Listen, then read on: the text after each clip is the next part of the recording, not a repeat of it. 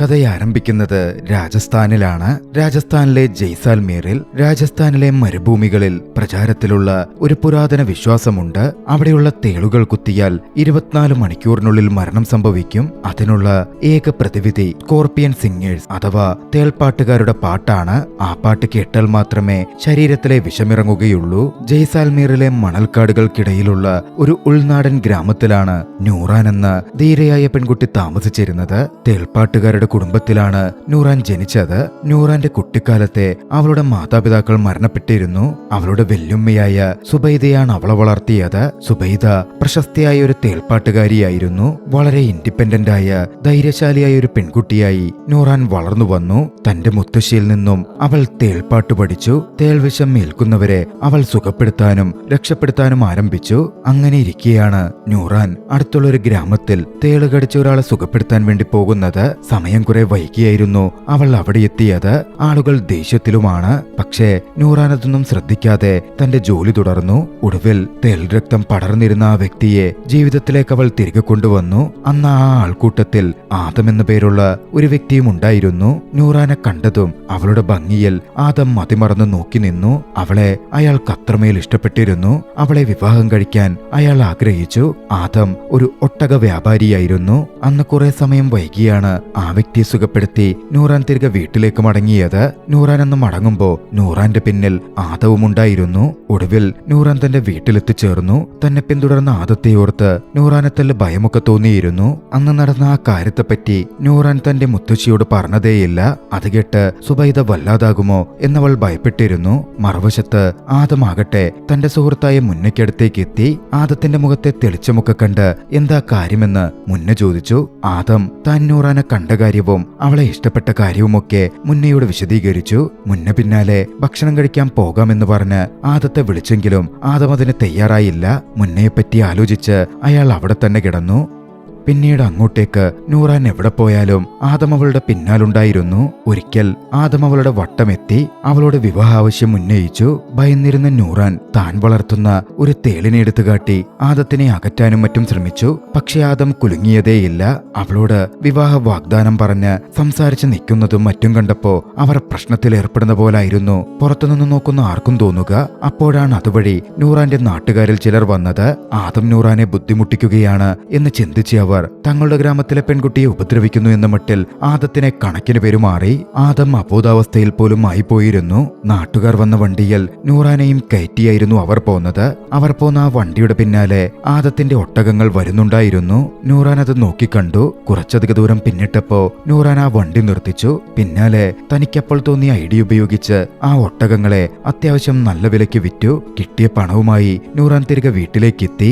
തന്റെ അടുത്ത കൂട്ടുകാരി ആമിനയ്ക്കടുത്ത് നൂറാൻ കാര്യങ്ങളൊക്കെ പറഞ്ഞു. അധികം വൈകാതെ മുത്തശ്ശിയുടെ ചെവിയിലും ഇതെത്തി. മുത്തശ്ശിക്ക് അത് അംഗീകരിക്കാനേ പറ്റില്ലായിരുന്നു. അർഹതപ്പെടാത്ത പണം ഉപയോഗിക്കാൻ അഭിമാനിയായ വിശ്വാസങ്ങൾ പിൻപറ്റുന്ന മുത്തശ്ശി തീർത്തും തയ്യാറായിരുന്നില്ല. അതിന്റെ പേരിൽ നൂറാനും മുത്തശ്ശിയും വാക്കുതർക്കം നടന്നു. ആ പണം കൊണ്ട് എന്ത് ഭക്ഷണമുണ്ടാക്കിയാലും താനത് കഴിക്കില്ല എന്ന് സുബൈദ തറപ്പിച്ചു പറഞ്ഞു. അധിക പണം കിട്ടിയാൽ തന്നെ അത് നാട്ടിലെ പാവങ്ങൾക്ക് വിതരണം ചെയ്യുകയാണ് നമ്മൾ ചെയ്യുകയെന്നും അർഹതപ്പെടാത്ത ഈ പണം അത്തരത്തിൽ നാട്ടിലെ പാവങ്ങൾക്ക് വിതരണം ചെയ്യാനോ ദർഗയിലേക്ക് കൊടുക്കാനോ മുത്തശ്ശി ഉപദേശിച്ചു. നമ്മളെക്കാൾ പാവങ്ങളായിട്ടുള്ളവർ ഇവിടെ മറ്റാരാ ഉള്ളത് എന്നൊക്കെയായിരുന്നു നൂറാന്റെ മറുചോദ്യമെങ്കിലും മുത്തശ്ശി ഒന്നും ചെവികൊണ്ടില്ല. ഒടുവിൽ മുത്തശ്ശിയെ വെറുപ്പിക്കാനോ വിഷമിപ്പിക്കാനോ സാധിക്കാത്തതുകൊണ്ട് തന്റെ കൂട്ടുകാരി അമീനയെ വിളിച്ച് നൂറാൻ പണം മുഴുവൻ അവളുടെ കയ്യിൽ ഏൽപ്പിച്ചു. ഇത് ദർഗയിലോ മറ്റെവിടെയെങ്കിലും വിതരണം ചെയ്തേക്കൂ എന്ന് പറയുകയും ചെയ്തു. അമീന അതുമായി പോയി. നൂറാനും നൂറാന്റെ മുത്തശ്ശിക്കും അപ്പോഴായിരുന്നു ആശ്വാസമായത്. കുറച്ചു കഴിഞ്ഞ് അമീന തിരികെ വന്നു. നൂറാനെ വിളിച്ചു. അവളുടെ കയ്യിൽ ആ പണക്കെട്ടുണ്ടായിരുന്നു. അതവൾ വിതരണം ചെയ്തിരുന്നില്ല. നീ ഇത് കയ്യിൽ വെച്ചോ, ഞാൻ മുത്തശ്ശിയോട് പറയില്ല എന്നമീന പറഞ്ഞെങ്കിലും നൂറാൻ എന്തോ മനസ്സ് വന്നില്ല. അതിൽ നിന്ന് 2 നോട്ടുകൾ മാത്രം അവൾ എടുത്തു. ഭക്ഷണം വാങ്ങാനുള്ള പണം ബാക്കി വിതരണം ചെയ്തേക്കെന്ന് പറഞ്ഞ് അമീനയുടെ കയ്യിൽ തന്നെ ഏൽപ്പിച്ചു. പിന്നീട് കുറെ സമയത്തിനു ശേഷം മറുവശത്ത് ആദം ഉണർന്നിരുന്നു. ഉണർന്ന ആദം തന്റെ ഒട്ടകങ്ങളെ അന്വേഷിക്കാൻ തുടങ്ങി. പക്ഷെ അതിനെ എവിടെ നിന്ന് കിട്ടാനാണ്? ഒട്ടകങ്ങളെ നൂറാൻ വിറ്റുകഴിഞ്ഞിരുന്നുവല്ലോ. ആദം വല്ലാത്തൊരവസ്ഥയിലായിപ്പോയി പോയി കഴിഞ്ഞിരുന്നു. ആദത്തിന്റെ ദിവസേനയുള്ള ജീവിതം ആ ഒട്ടകങ്ങൾ കൊണ്ടാണ് നടന്നു പോകുന്നത്. ഇനിയിപ്പോൾ എന്തു ചെയ്യും? അയാൾ നിരാശയോടെ ചിന്തിച്ചു. മറുവശത്ത് നൂറാന്റെ വീട്ടിൽ നൂറാൻ സന്തോഷത്തിലായിരുന്നു. മുത്തശ്ശിക്കൊപ്പം അവൾ ഒരുപാട് സമയം ചിലവഴിച്ചു. മുത്തശ്ശിയെ കെട്ടിപ്പിടിച്ചു കിടന്നു, പാട്ടുപാടി. ആ സമയത്താണ് അവളുടെ വിവാഹം മുമ്പിൽ കണ്ട് താൻ വാങ്ങിയ വിവാഹ വസ്ത്രത്തെപ്പറ്റി മുത്തശ്ശി സൂചിപ്പിക്കുന്നത്. നൂറാന് സന്തോഷം തോന്നാതിരുന്നില്ല. ഇതേസമയം മറുവശത്ത് ഒട്ടകങ്ങളെയൊക്കെ നഷ്ടപ്പെട്ട് ആദമാകട്ടെ യാത്ര ചെയ്ത് തന്റെ സഹോദരിയുടെ വീട്ടിലെത്തി. അവിടായിരുന്നു അയാളുടെ മകളുണ്ടായിരുന്നത്. ആദമിന് കൗമാരപ്രായമെത്തിയ ഒരു മകളുണ്ട്. ഭാര്യ നേരത്തെ മരണപ്പെട്ടതാണ്. എപ്പോഴും പുറമെയാണ് ആദത്തിന് ജോലി. മകളെ കൂടെ കൊണ്ടുപോകാൻ പറ്റില്ല. അതുകൊണ്ടായിരുന്നു സഹോദരിയുടെ വീട്ടിൽ അയാൾ മകളെ നിർത്തിയിരുന്നത്. ആദം തല്ലിച്ചതയ്ക്കപ്പെട്ടത് ഒറ്റനോട്ടത്തിൽ അവളുടെ സഹോദരിക്ക് മനസ്സിലായിരുന്നു. എന്താ സംഭവിച്ചത് എന്ന മട്ടിലൊക്കെ അവർ ചോദിച്ചെങ്കിലും ആദം ഒന്നും തന്നെ പറഞ്ഞില്ല. മോളുടെ സുഖവിവരമൊക്കെ അന്വേഷിച്ച ശേഷം ജോലിക്കായും മറ്റും ആദം ബാഗുമെടുത്ത് അവിടെ നിന്ന് പുറപ്പെട്ടു. ആദം നേരെ പോയത് തന്റെ സുഹൃത്ത് മുന്നയ്ക്കടുത്തേക്കായിരുന്നു. ശേഷം അവർ അടുത്തുള്ള ബാറിൽ പോയി. അവിടെ വെച്ച് അവർ കുറെ സംസാരിക്കുന്നുണ്ടായിരുന്നു. രാത്രി ഒരുപാട് വൈകി. നൂറാൻ വീട്ടിൽ തുടരുകയാണ്. അപ്പോഴാണ് വാതിലിൽ മുട്ടുകേട്ടത്. അവിടെ ഒരിടത്ത് ഒരാൾക്ക് തേൾക്കുത്തേറ്റുവെന്നും സുഖപ്പെടുത്താൻ വരണമെന്നും പറഞ്ഞായിരുന്നു ഒരു പയ്യൻ എത്തിയിരുന്നത്. നൂറാൻ ഒട്ടും മടിച്ചല്ല. ഉപജീവന മാർഗമാണ്. തയ്യാറെടുപ്പുകൾ നടത്തി വേഗം അങ്ങോട്ടേക്ക് പുറപ്പെട്ടു. ആ രാത്രിയിൽ അവളെ അങ്ങനെ വിടാൻ സുബൈദക്ക് ഭയമുണ്ടായിരുന്നു. എന്നിരുന്നാലും നൂറാന്റെ സ്വഭാവം സുബൈദക്കറിയാം. അവൾ എന്തായാലും പോയിരിക്കും. സൂക്ഷിച്ചു പോകണേ, സുബൈദ വിളിച്ചു പറഞ്ഞു. നൂറാൻ അപ്പോഴേക്കും അവിടെ നിന്ന് ദൂരം പിന്നിട്ടിരുന്നു. അങ്ങനെ ആ പയ്യനൊപ്പം വീണുകിടന്നിരുന്നൊരു വ്യക്തിക്കടുത്തേക്ക് നൂറാൻ വന്നെത്തി. അയാളുടെ അടുത്തിരുന്ന് എവിടെയാ തേള് കടിച്ചത് എന്ന മട്ടിൽ നൂറാൻ ആ കുട്ടിയോട് ചോദിച്ചു. പിന്നാലെയായിരുന്നു ആ കുട്ടി പെട്ടെന്ന് അവിടെ നിന്നോടിയത്. അതൊരു ട്രാപ്പാണ് എന്ന് നൂറാൻ തിരിച്ചറിയുന്നതിനു മുമ്പേ കിടന്നിരുന്ന ആ വ്യക്തി നൂറാനെ ആക്രമിച്ചിരുന്നു. അന്ന് നൂറാൻ ബലാത്സംഗം ചെയ്യപ്പെട്ടു. പിറ്റേന്ന് പുലർച്ചെ അവശതയിൽ കിടന്ന നൂറാനെ ഗ്രാമത്തിലെ സ്ത്രീകൾ കണ്ടെത്തി. അവർ നൂറാനെ വീട്ടിലേക്ക് കൊണ്ടുവന്നു. പോകുന്ന വഴിയിലൊക്കെ ഗ്രാമത്തിലുള്ളവർ വല്ലാത്തൊരു ഭാവത്തോടെ നൂറാനെ നോക്കുന്നുണ്ടായിരുന്നു. വീട്ടിലെത്തിയ നൂറാൻ മുത്തശ്ശിയെ തിരയാൻ തുടങ്ങി. പക്ഷേ മുത്തശ്ശി വീട്ടിലൊന്നും ഉണ്ടായിരുന്നില്ല. അമീനയുടെ സഹായത്തോടെ അവിടെ അടുത്തുള്ള ഇടത്തെല്ലാം മുത്തശ്ശിയെ നോക്കിയെങ്കിലും മുത്തശ്ശിയെ കണ്ടുകിട്ടിയതേയില്ല. ആ ഒരു ദിവസം അങ്ങനെ കടന്നുപോയിരുന്നു. വേദന നൂറാന്റെ ഉള്ളിൽ നിറഞ്ഞു. താൻ നശിപ്പിക്കപ്പെട്ടിരിക്കുന്നു. തന്റെ മുത്തശ്ശിയെ കാണാതായിരിക്കുന്നു. താൻ ഈ ലോകത്ത് അനാഥയാക്കപ്പെട്ടിരിക്കുന്നു. നൂറാൻ വീടിന്റെ ഉള്ളിൽ അടച്ചുപൂട്ടിയിരുന്നു. പക്ഷേ അതായിരുന്നു പ്രശ്നങ്ങളുടെ ആരംഭം. നൂറാൻ ബലാത്സംഗം ചെയ്യപ്പെട്ട വിവരമറിഞ്ഞ് നാട്ടിലെ കുറെ യുവാക്കൾ നൂറാന്റെ വീടിന് ചുറ്റും ചുറ്റിത്തിരിയാൻ തുടങ്ങി. അവർ മോശം കമന്റും മറ്റും പാസാക്കുന്നുണ്ടായിരുന്നു. അമീന ഭക്ഷണവുമായി വന്നിട്ടും നൂറാൻ വാതിൽ തുറന്നില്ല. ആ ദിവസവും അങ്ങനെ കടന്നുപോയി. രാത്രിയിലും ഗ്രാമത്തിലെ ആളുകൾ വന്ന് നൂറാന്റെ വീടിന് മുമ്പിൽ വഷളത്തരമൊക്കെ വിളിച്ചു പറയാൻ ആരംഭിച്ചു. ഇതെല്ലാം അങ്ങോട്ടേക്ക് എത്തിയിരുന്ന ആദം നോക്കിക്കാണുന്നുണ്ടായിരുന്നു. നൂറാനെയോർത്ത് ആദവും ദുഃഖിക്കുന്നുണ്ടായിരുന്നു. അടുത്ത ദിവസം നൂറാന്റെ വീട്ടിലേക്ക് ഗ്രാമത്തിലെ കുറച്ച് സ്ത്രീകൾ എത്തി. അവർ പറഞ്ഞു, ഗ്രാമസഭ കൂടി തീരുമാനിച്ചിട്ടുണ്ട്. നിന്നെപ്പോലുള്ള ഒരു പെൺകുട്ടിക്ക് ഈ ഗ്രാമത്തിൽ തുടരാൻ പറ്റില്ല. നീ ഈ ഗ്രാമം വിട്ടു പോകണം. നേരം സിറ്റിയിലേക്ക് പൊക്കോ. അവിടെ നിനക്കറിയാവുന്ന പണി എന്താണോ അത് ചെയ്തു ജീവിച്ചോ. അവർ അർത്ഥം വെച്ച് പറഞ്ഞത് ഒന്നുകിൽ തേൾപ്പാട്ടുകാരിയായി ജീവിക്കാനോ അല്ലെങ്കിൽ ശരീരം വിറ്റ് ജീവിക്കാനോ എന്ന മട്ടിലായിരുന്നു. പക്ഷെ താൻ എങ്ങോട്ടും പോവില്ല എന്ന് നൂറാൻ തറപ്പിച്ചു പറഞ്ഞു. അമീനയും നൂറാന്റെ പക്ഷം പിടിച്ചു. പക്ഷേ അവർക്ക് കൃത്യമായിട്ട് അറിയാമായിരുന്നു അതുകൊണ്ടൊന്നും കാര്യമില്ല. ഗ്രാമത്തിൽ ഒറ്റപ്പെടൽ നേരിടേണ്ടി വരും. അന്ന് ആ ദിവസം നൂറാന് താൻ പീഡിപ്പിക്കപ്പെട്ട ആയിടത്ത് ഒരിക്കൽ കൂടി പോകണമെന്ന് തോന്നി. അവൾ അങ്ങോട്ടേക്ക് ചെന്നു. യാദൃച്ഛികവശാൽ അവിടെ അതേ സമയം ആദം വന്നെത്തിയിരുന്നു. നൂറാൻ അവിടെ കണ്ട ആദം ചോദിച്ചു, അന്ന് നീ എന്തിനാണ് എന്നെ തല്ലിപ്പിച്ചത്? ഞാൻ നിങ്ങളെ തല്ലിപ്പിച്ചിട്ടൊന്നുമില്ല. ആളുകൾ തെറ്റിദ്ധരിച്ചതാണ്. ഞാനന്ന് ചോദിച്ചതിന് നിനക്ക് സമ്മതമാണോ? നീ എന്റെ ഗ്രാമത്തിലേക്ക് വരുന്നോ? ആദം അടുത്ത ചോദ്യം ചോദിച്ചു. നൂറാൻ ഒരു നിമിഷം ഒന്ന് ചിന്തിച്ചു നിന്നു. നൂറാന് മുമ്പിലും ഇപ്പോൾ മറ്റു വഴികളില്ല.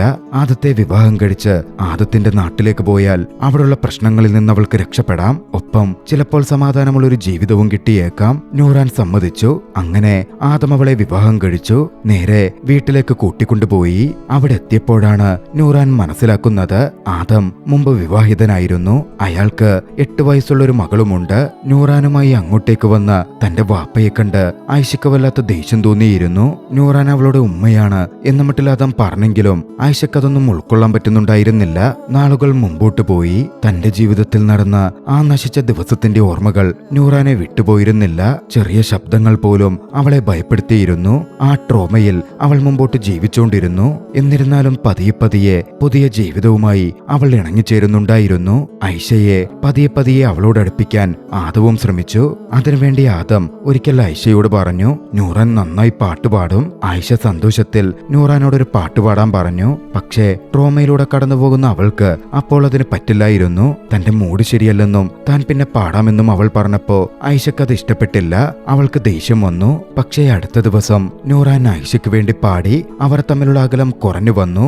ഇരുവരും സന്തോഷത്തോടെ അമ്മയും മകളുമായി മുമ്പോട്ട് ജീവിക്കാൻ തുടങ്ങി. ഒരു ദിവസം ആയിഷ ചോദിച്ചു, വാപ്പ പറഞ്ഞു നിങ്ങൾ എന്റെ പുതിയ ഉമ്മയാണെന്ന്, ശരിയാണോ? നൂറാന്റെ മറുപടി വന്നു, നിനക്കെന്നെ എന്തായിട്ട് കാണണമെന്നാണോ ആഗ്രഹം? നീ അതുപോലെ കണ്ടോ? ഓഹോ, എങ്കിൽ ഞാൻ നിങ്ങളെ എന്റെ മുത്തശ്ശിയായിട്ട് കാണട്ടെ. അതവിടെ ഒരു ചിരിയുണ്ടാക്കിയിരുന്നു. മറുവശത്ത് ആദമാകട്ടെ തന്റെ കൂട്ടുകാരൻ മുന്നയ്ക്കൊപ്പം അന്നിങ്ങോട്ടേക്കോ പുറപ്പെട്ടുകൊണ്ടിരിക്കുകയായിരുന്നു. പോകുന്ന വഴിയിൽ മുന്ന ആദത്തോട് ചോദിച്ചു, അന്ന് രാത്രി നീയായിരുന്നു അങ്ങോട്ട് പോവേണ്ടിയിരുന്നത്, പക്ഷേ നീ പോയില്ല, എന്നെ പറഞ്ഞയച്ചു.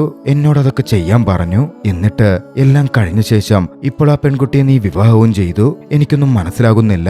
അത് കേട്ടതും ആദം വല്ലാതങ്ങ് ചിരിക്കാൻ ആരംഭിച്ചു. യാഥാർത്ഥ്യത്തിൽ ആദത്തിന്റെ സുഹൃത്ത് ചോദിച്ചത് മുഴുവൻ നൂറാൻ പീഡിപ്പിക്കപ്പെട്ട അതേ രാത്രിയെ പറ്റിയായിരുന്നു. നൂറാനെ ബലാത്സംഗം ചെയ്തത് ആദത്തിന്റെ സുഹൃത്ത് മുന്നയാണ്. ആദം തന്നെയാണ് അതിനവനെ പറഞ്ഞയച്ചത്. കാര്യം എന്തെന്നാൽ അന്ന് ആദം നൂറൻ കാരണം തല്ലിച്ചതിക്കപ്പെട്ടല്ലോ. മാത്രമല്ല അവന്റെ ഒട്ടകങ്ങളെ അവൾ കടത്തിക്കൊണ്ടുപോയി വിൽക്കുകയും ചെയ്തു. എല്ലാത്തിലും അവളോട് വല്ലാത്തൊരു പ്രതികാരം ആദത്തിന് തോന്നിയിരുന്നു. അതത്തരത്തിൽ നടപ്പിലാക്കുകയായിരുന്നു അവൻ ചെയ്തത്.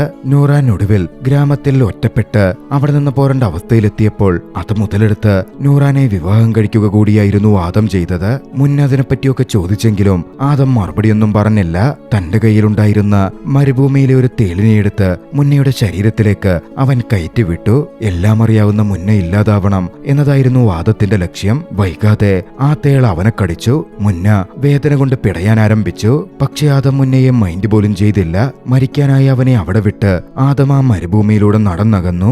മുന്ന വേദന കൊണ്ട് പിടഞ്ഞുകൊണ്ടിരുന്നു.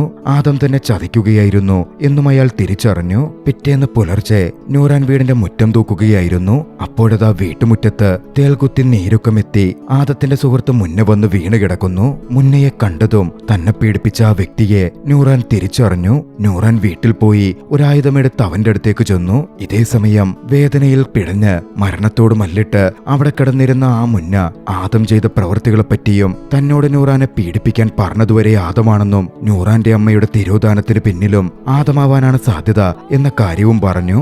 അക്ഷരാർത്ഥത്തിൽ അത് കേട്ട് നൂറാൻ തകർന്നുപോയി. അവളുടെ കാലിനടിയിലെ മണ്ണൊലിച്ചു പോകുന്ന പോലെ അവൾക്ക് അനുഭവപ്പെട്ടു. തന്നോട് ഇത്ര വലിയ ചതി ചെയ്ത മനുഷ്യനെ കൂടിയാണ് താൻ ഈ വീട്ടിൽ സന്തോഷത്തോടെ ജീവിച്ചത്.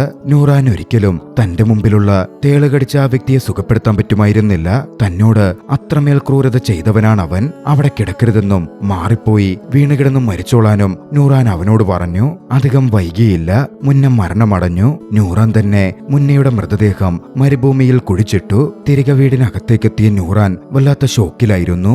ആദം തന്നോട് അത്ര വലിയ തെറ്റ് ചെയ്തിരിക്കുന്നു. താൻ ഇനി എന്തു ചെയ്യും? അയാളോട് പ്രതികാരം ചെയ്യണമെങ്കിൽ തന്നെ അതെങ്ങനെയായിരിക്കണം? 2 ദിവസത്തിനു ശേഷം ജോലി കഴിഞ്ഞ് ആദം തിരികെ വീട്ടിലേക്കെത്തി. നൂറാൻ പക്ഷേ ആദത്തോട് ഒന്നും തന്നെ പറഞ്ഞില്ല. വ്യത്യസ്തമായി പെരുമാറിയില്ല. ആദത്തിനൊപ്പം തന്നെ അവൾ ജീവിച്ചു. കുറച്ചു നാളുകൾ കൂടി കടന്നുപോയി. നൂറാൻ ഗർഭിണിയാണെന്ന വിവരം എല്ലാവരും അറിഞ്ഞു. ആദത്തിന്റെ കുടുംബക്കാരൊക്കെ സന്തോഷത്തോടെ അങ്ങോട്ടേക്കെത്തി. നൂറാന്റെ സുഹൃത്തും വന്നിരുന്നു. പക്ഷേ നൂറാനാകട്ടെ വല്ലാത്തൊരു അസ്വസ്ഥതയിലായിരുന്നു. തന്റെ വയറ്റിലുള്ള കുട്ടി മുന്നയുടേതാണോ അതോ ആദത്തിന്റേതാണോ നൂറാൻ ഉറപ്പിക്കാനേ പറ്റുന്നുണ്ടായിരുന്നില്ല.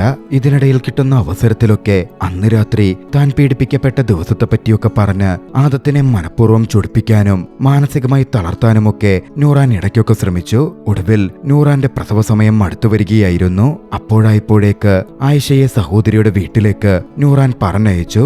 ആദമായിരുന്നു മകളുമായി സഹോദരിയുടെ വീട്ടിലേക്ക് പോയത്. നൂറാനാകട്ടെ ചിലത് തീരുമാനിച്ചുറപ്പിച്ച പോലെ വീടിനുള്ളിൽ പാട്ടുപാടിയിരിക്കുകയായിരുന്നു. താൻ വളർത്തുന്ന തേളുകളിലേക്ക് അവൾ നോക്കി. കുറച്ചു സമയത്തിനു ശേഷം ആദം തിരികെ വീട്ടിലേക്ക് വന്നു. അവിടെ നോക്കുമ്പോൾ നൂറാനെ കാണുന്നില്ല. നൂറാനെ അവിടെല്ലാം ആദം തിരയാൻ ആരംഭിച്ചു. തിരഞ്ഞു ഒടുവിൽ മരുഭൂവിൽ ഇരിക്കുന്ന നൂറാനെ ആദം കണ്ടു. പശ്ചാത്താപം പരിഭവവും ക്രോധവും എല്ലാം കലർന്ന ആ ഒരു നിമിഷത്തിൽ നൂറാൻ തന്നെ അവളുടെ വളർത്തുതേളിനെ കൊണ്ട് കടുപ്പിച്ചിരുന്നു. ഓടിയെത്തിയ ആദമിനോട് അത്ര നാളുള്ളിൽ ഒതുക്കിയ സങ്കടങ്ങളും ദേഷ്യവും എല്ലാം ഭ്രാന്തമായി അവൾ വിളിച്ചു പറഞ്ഞു. ആദത്തിനും സഹിക്കാൻ പറ്റുന്നുണ്ടായിരുന്നില്ല. ആദം അവളുടെ വളർത്തുതേളിനെ തന്റെ കയ്യിലെടുത്തു വെച്ച് അവളോട് ക്ഷമ ചോദിച്ചുകൊണ്ട് പറഞ്ഞു, സത്യമായിട്ട് പറയുകയാണ്, അന്ന് എനിക്ക് നിന്നോട് വലിയ വിദ്വേഷം തന്നെ തോന്നിയിരുന്നു. നിന്നോടുള്ള സ്നേഹം കൊണ്ടാണോ ദേഷ്യം കൊണ്ടാണോ അങ്ങനൊക്കെ താൻ പ്രവർത്തിച്ചത് എന്നെനിക്കിപ്പോൾ ഓർമ്മ പോലുമില്ല. പക്ഷേ ഞാനിപ്പോൾ നിന്നെ ആത്മാർത്ഥമായി സ്നേഹിക്കുന്നുണ്ട്. അത് സത്യമാണ്. നീയില്ലാതെ ഈ ലോകത്ത് ജീവിക്കാൻ ഞാനും തയ്യാറല്ല. ഗർഭിണിയായ താൻ മരിച്ച് ആദത്തിന് ജീവിതകാലം മുഴുവൻ നീണ്ടു നിൽക്കുന്ന വലിയ കുറ്റബോധം നൽകണം എന്നായിരുന്നു നൂറാൻ ആഗ്രഹിച്ചത്. പക്ഷേ ആദം അങ്ങനെ പറഞ്ഞപ്പോൾ, സ്വയം മരിക്കാൻ തേളിനെ കൊണ്ട് കടുപ്പിച്ചപ്പോൾ അവൾക്ക് കൺഫ്യൂഷനായി. അല്പം മാറിയിരുന്ന് നൂറാൻ തേൾപ്പാട്ട് പാടാൻ ആരംഭിച്ചു. ആ പാട്ട് ആദമിനെ രക്ഷിക്കാൻ വേണ്ടിയാണോ അതോ അവന്റെ ശരീരത്തിലെ വിഷം പടർത്തി മരണം വേഗത്തിലാക്കാനാണോ? കുറച്ചു കഴിഞ്ഞതും മയങ്ങി വീണ ആദം ബോധത്തിലേക്ക് തിരികെ വന്നു. ആദം മരണപ്പെട്ടിട്ടില്ല. തേൾവിഷം ശരീരത്തിൽ നിന്ന് പോയിരിക്കുന്നു. ചുറ്റിലും അവൻ നൂറാനെ നോക്കാൻ ആരംഭിച്ചു. നൂറാനെ അവിടെങ്ങും കാണുന്നില്ല. തേൾപ്പാട്ട് മാത്രം അന്തരീക്ഷത്തിൽ അലയടിച്ച് കേട്ടുകൊണ്ടിരിക്കുന്നു. നിഗൂഢമായ ഒരു അന്ത്യം പോലെ ആ പാട്ട് മണൽക്കാറ്റിൽ അലിഞ്ഞു ചേർന്നു. സ്നേഹവും ചതിയും പ്രതികാരവും ഇടകലർന്ന ഒരു തേൾപ്പാട്ട്. ആ ദൃശ്യത്തോടെ ചലച്ചിത്രം അവസാനിക്കുന്നു. ഇർഫാൻ ഖാൻ അഭിനയിച്ച് പുറത്തിറങ്ങിയതിൽ ഏറ്റവും അവസാനത്തെ ചലച്ചിത്രമായിരുന്നു ഇത്, ദ സോങ് ഓഫ് സ്കോർപിയൻസ്. നിങ്ങൾക്ക് ഇഷ്ടമായെങ്കിൽ വീഡിയോ ലൈക്ക് ചെയ്യുക. അഭിപ്രായങ്ങളും നിർദ്ദേശങ്ങളും കമന്റുകളിൽ രേഖപ്പെടുത്തുക. കഴിയുമെങ്കിൽ ചാനൽ സബ്സ്ക്രൈബ് ചെയ്തും കൂട്ടുകാർക്ക് ഷെയർ ചെയ്തു കൊടുത്തും ഞങ്ങളെ സപ്പോർട്ട് ചെയ്യുക. അടുത്ത എപ്പിസോഡിൽ മറ്റൊരു മികച്ച ചലച്ചിത്രവുമായി നമുക്ക് കണ്ടുമുട്ടാം. അതുവരെ ബൈ.